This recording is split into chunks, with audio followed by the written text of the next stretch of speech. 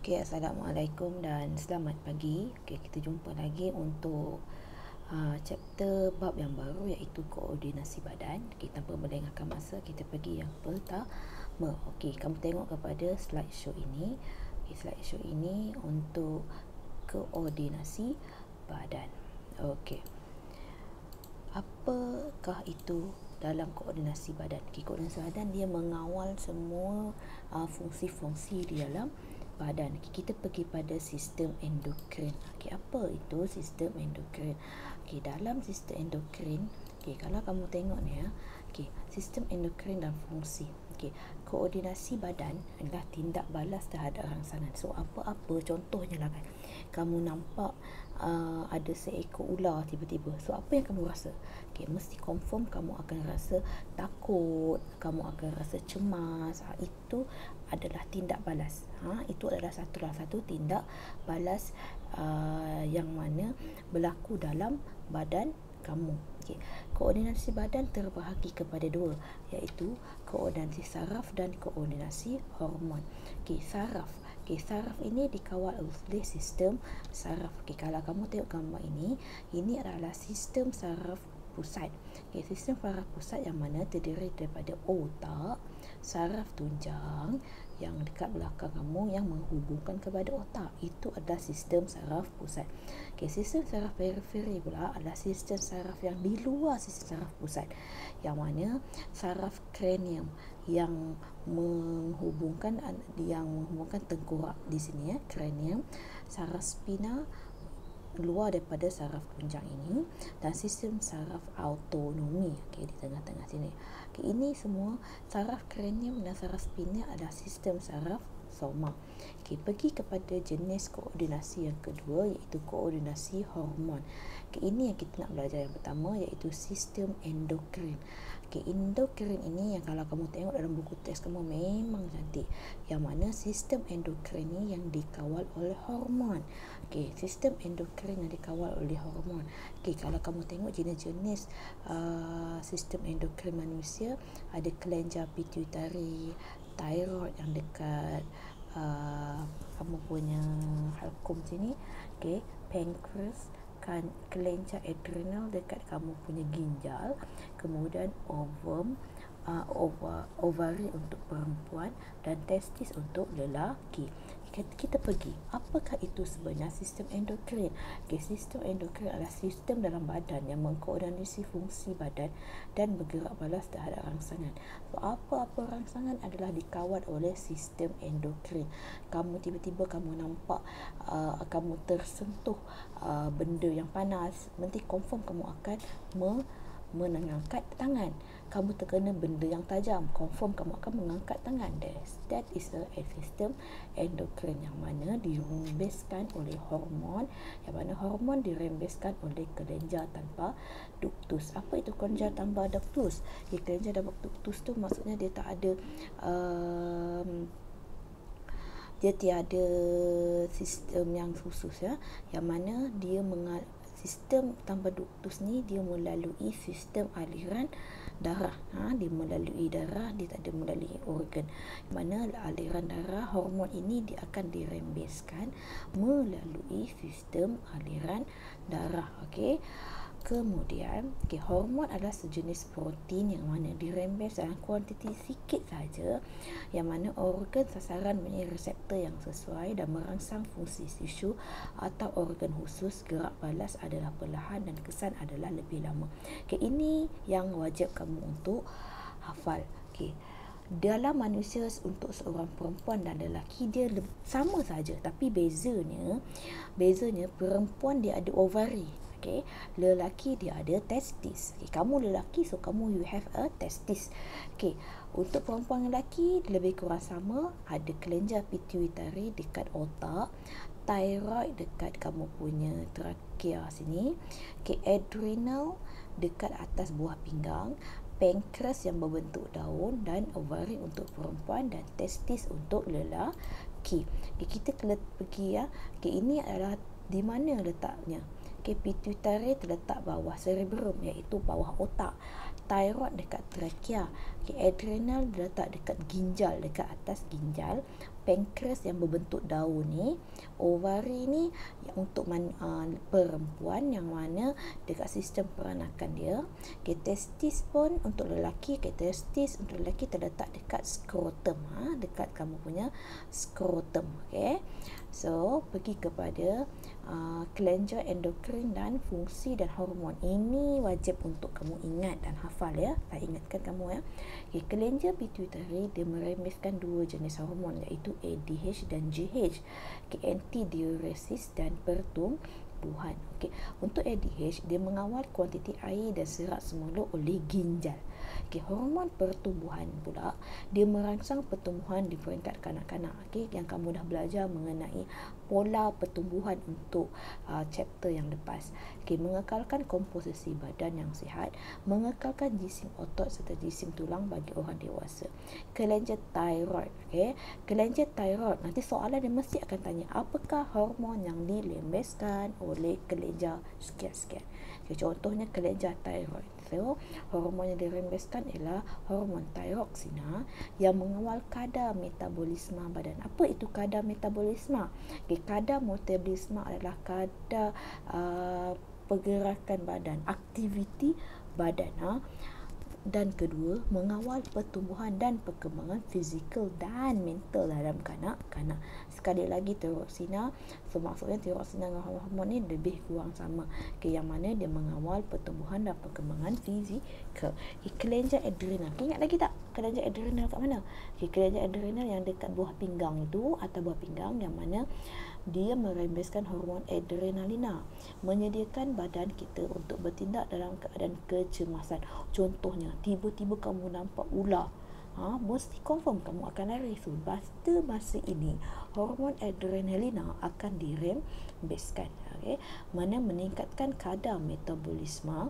Okay, dia akan meningkatkan kadar metabolisme badan. Kamu akan merasa kamu punya jantung berdegup laju, betul?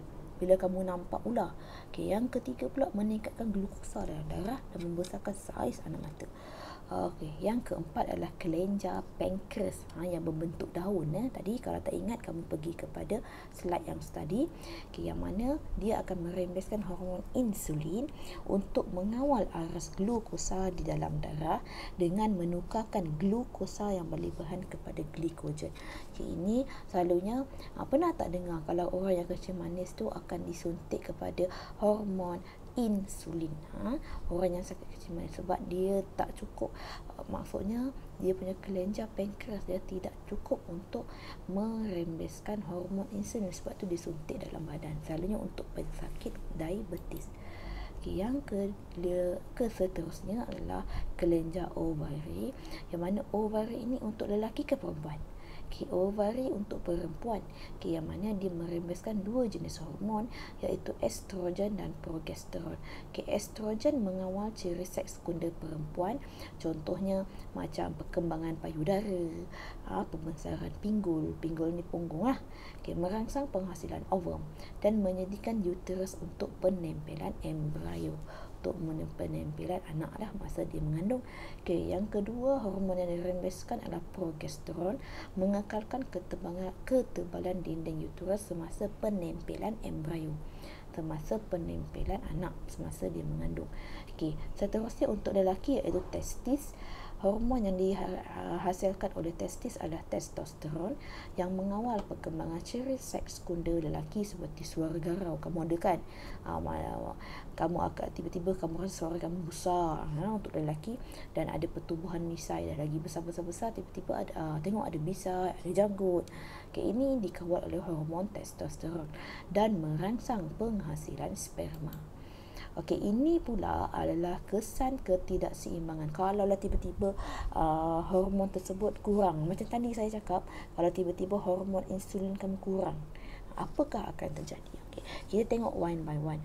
Okay, kelenjar pituitari tadi dia merembeskan hormon ADH. Nah, kalau kurang hormon tersebut, air tak dapat diserap semula dekat duktus pengumpulan ginjal dan menghasilkan penghasilan urin yang berlebihan, sentiasa harga diabetes insipidus. Okay, untuk ADH, kelenjar pituitari, kamu akan rasa sakit kepala, pening. Okay, kalau hormon untuk yang ketinggian, tadi siapa? Kelenjar mana?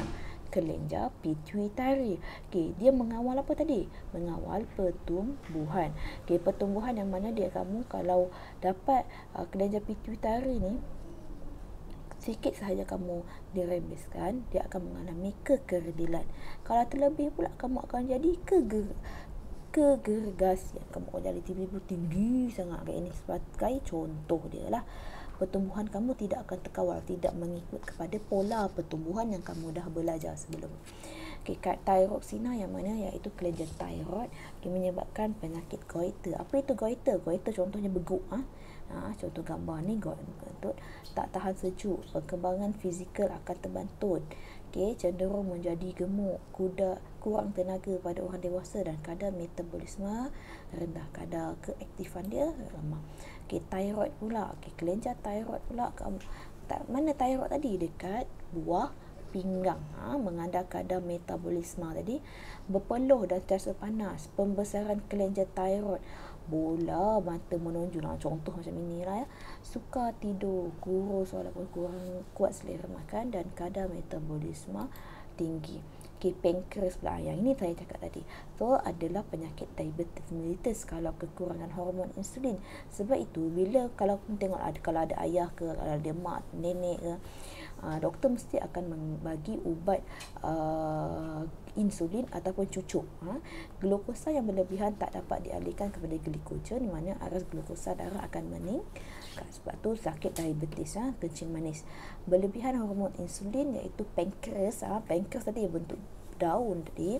So aras glukosa rendah, hypoglycemia, kurang air, kurang apa kita panggil dahaga, sesasa dahaga yang berlebihan. Adrenal, okey, kelenjar adrenal tadi mana tadi? Kelenjar thyroid yang dekat leher, tadi kelenjar thyroid yang dekat leher. Adrenal pula yang dekat ginjal. Saya tersilap tadi. Okey, kelenjar adrenal tindak balas semasa kecemasan jadi perlahan. Kamu kan bertindak semasa kecemasan tadi kan, hormon ini digunakan. Okay, kemudian berlebihan hormon adrenalina, kadar denyutan jantung akan tinggi, tekanan darah tinggi dan berpeluh melampau. Okey, ovari pula. Okey, dekat ovari pula kalau kurang hormon estrogen, kuranglah perkembangan ciri seks sekunder perempuan. Maksudnya perkembangan payudara dia kurang, kita head dia tidak tetap dan kemandulan. Bila berlebih pula kamu akan depres, maksudnya stres. Kan sifat keperempuanan kepada lelaki. Sebab itu yang jadi perempuan jadi lelaki. Gay lah kita. Tak ada lagi kira macam dia ganas. Dia lebih ganas. Dia tak ada hormon perempuan itu kurang atau lebih. Okey. Kemudian kita pergi kepada kurang lagi hormon progesteron pada kelenjar ovari tadi, masalah head, sakit kepala, sembelit dan keguguran kandungan. Okey. Testis, okey, ni perempuan, ni lelaki tadi ya. Okey, kalau kurang ke hormon testosteron, ciri seks sekunder lelaki terjejas. Maksudnya dia lambat akil balik, bilangan sperma dia rendah. Kalau berlebihan pula, dia lebih daripada sifat kelelakian, dia jadi wanita. Macam Sajat lah. Ini lebih kepada kita nak panggil dia apa? Dia lebih kepada perempuan. Yang tadi bukan gay tadi, Cikgu Ziana. Okay, tadi sifat keperempuan jadi lelaki, dia lebih kepada tomboy. Saya salah cakap tadi. Tomboy. Tomboy. Okay, yang ini pula dia lebih kepada nak jadi perempuan. So, itu sahaja untuk hari ini. So, saya nak ingatkan kamu untuk membuat nota yang ringkas saja, yang mana saya tak nak yang terlalu besar. Okey, dia contohnya dalam buku nota kamu punya latihan dalam nota kamu ni, yang saya dah bagi snap yang sebelum ni, itu sahaja nota dia, ringkas, contoh dia. Okey, kalau ketidakseimbangan hormon. Okey, so kamu hanya buat praktis formatif 7.1 untuk soalan nombor 1 hingga 4 dalam buku latihan dan dalam buku kerja. Okey, 3 kerja kamu. Okey, sekian, terima kasih, see you again.